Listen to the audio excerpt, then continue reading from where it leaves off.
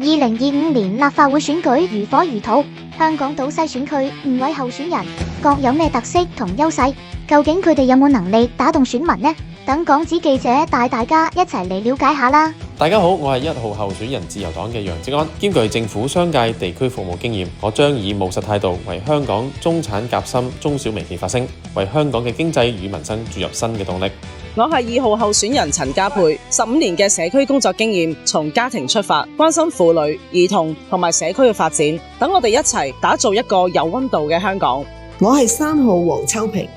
每一張紙條都記低街坊嘅心聲，實事求是，為市民解決難題，係我一直堅持嘅方向。我係4號候選人陳學鋒，20幾年嚟，我同我嘅團隊持續扎根社區，聆聽大家嘅需要，係一個揾得到、見得到、幫到手嘅團隊。大家好，我係5號候選人郭偉強，係香港島西候選人中唯一一名註冊社工，有13年立法會經驗，始終堅守初心，為民生打拼。如果想知更多選舉新聞，